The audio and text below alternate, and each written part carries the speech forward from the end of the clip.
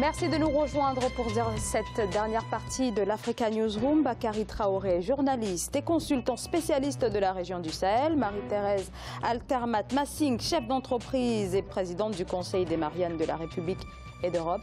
L'éditorialiste Daouda Tall sont toujours avec nous. Place à notre Zoom Culture et Société consacré aujourd'hui au Festival Univers des mots qui se tient en Guinée.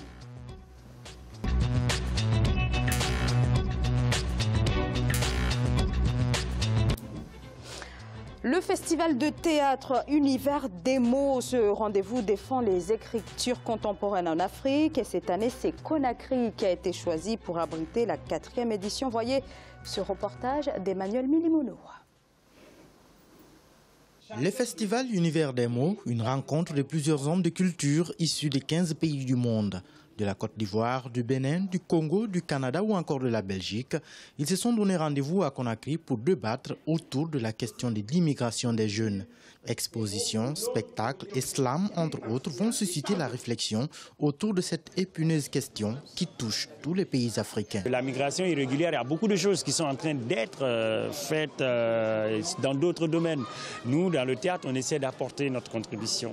Et ce qui est génial avec ce qu'on fait dans le théâtre, c'est que on ne vient pas imposer les choses aux gens.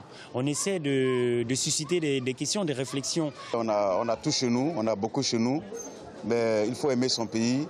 Cela ne veut pas dire qu'on ne doit pas aller à l'extérieur pour voir ce qui se passe ou aller travailler à l'extérieur et revenir combler le vide qu'on a laissé. Mais c'est la manière dont nos jeunes partent, je vais dire en Europe, qui nous inquiète. Ce festival va se dérouler à plusieurs endroits de la capitale guinéenne.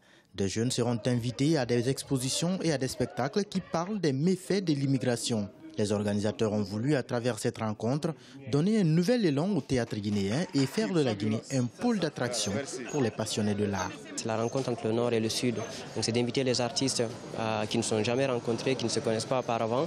Donc de venir pendant 3 semaines travailler ensemble, apprendre à se connaître, partager des humeurs aussi. Et puis à l'issue de ça, de proposer des maquettes. En tant que femme, il me semble important pour l'éducation de la femme d'être présente à un événement comme celui-là, un événement qui parle de culture, de livres, de lecture, qui grandit en même temps la femme parce que aujourd'hui, on a l'impression que la femme est encore un peu en arrière.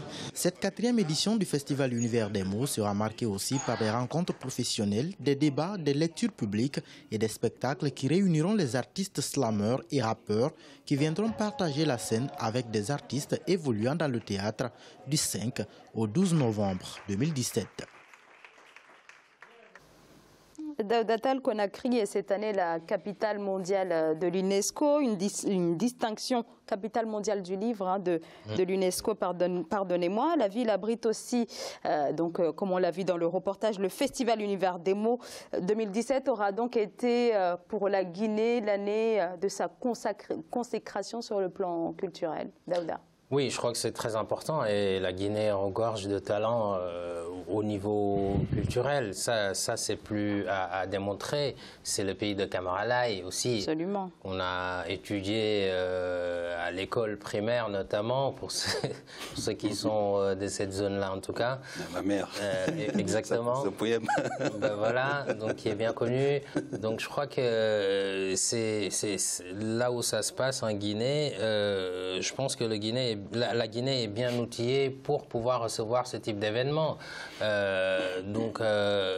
Univers des mots, moi je trouve génial le nom donné au festival. C'est vrai que les mots ont une puissance impressionnante suivant comment on dit telle chose ou telle autre chose, suivant la manière d'écrire, la manière de parler. Je crois que ça peut jouer sur la conscience des gens, ça peut jouer sur la motivation des gens, ça peut jouer sur également la culture des gens tout simplement. Et là, le thème qui est choisi est un thème éminemment important. Migration, je trouve que c'est une innovation aussi, ils font parler les mots quelque part, migration et action. Je crois que tout ça est assez parlant, justement. Et je pense que l'actualité des migrations montre, la dernière fois nous avons parlé ici de l'agenda africain lors d'une conférence qui doit être définie, les travaux ont été confiés au Maroc. Absolument. Oui. Et donc je crois que c'est un thème d'actualité qui revient en Afrique assez souvent, et de voir un festival qui a dédié cette édition à ce thème, je crois que ça montre l'importance de ces données. On voit bien les pirogues qui chavirent, toutes les victimes que cela fait. Et j'ai bien aimé l'intervention d'un des organisateurs. On ne dit pas qu'il ne faut pas partir, mais partir pour se tuer, en gros, c'est ce qu'il disait. C'est ça qui est dénoncé. On peut très bien voyager, voir autre chose, c'est tout à fait normal, se cultiver, ou même pour X raisons. Mais je crois que véritablement que moi je salue, je félicite cette initiative qui mérite d'être répliquée et soutenue largement.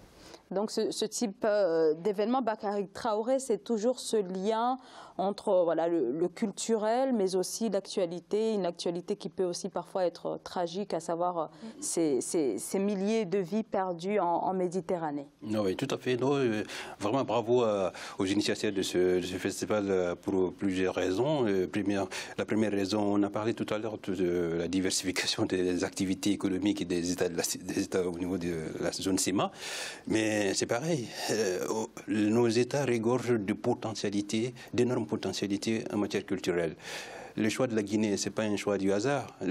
La Guinée, c'est une des bastions qui dit Guinée, dit Mandé. Le Mandé, ça regorge de toute cette potentialité du patrimoine culturel au plan chant, danse, musique, théâtre, le parodier. Je pense que tout ça, c'est des œuvres à valoriser et qui peuvent apporter à nos économies. Notre acteur, le théâtre, l'acteur Gimba National, nous on l'appelle comme ça, et il disait que le pétrole du Mali, par exemple, c'est le théâtre aussi. Et je pense que nos pays peuvent profiter justement de nos œuvres culturelles pour non seulement les valoriser, mais aussi faire en sorte que nos économies puissent en tirer profit. Mais cela dit, la thématique, ce qui est très salutaire à mon avis, c'est surtout la thématique qu'ils ont choisie. Et je pense que là, les organisateurs assument là un devoir des générations. Quand on regarde les différents thèmes qui étaient abordés dans le théâtre, en général, c'était soit des problèmes sociaux, et enfin des problèmes au niveau social, ou parfois surtout au niveau des problèmes de la colonisation, de l'impérialisme à son temps. Mais aujourd'hui, choisir le thème portant sur l'immigration, je pense que c'est une très bonne chose, dans la mesure où, quand on voit tous nos frères, nos sœurs qui échouent au bord de la Méditerranée, vraiment, parfois ça vous donne de l'insomnie. Comment faire ? Et je pense que c'est une responsabilité, ne pas partir ou partir. Je pense que, comme l'a dit Daouda, on ne peut pas empêcher quelqu'un de bouger. C'est l'effet une des conséquences de la mondialisation.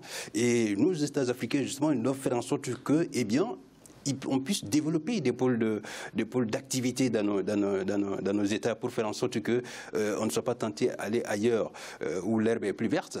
Mais quand on regarde par exemple les États du Sahel aujourd'hui, c'est un exemple. Au niveau du Sahel, déjà on a commencé à tirer la sonnette d'alarme parce que la pluviométrie a été catastrophique cette année. Et là, on est loin encore de la période de soudure vers le mois de juillet ou mois d'août 2018.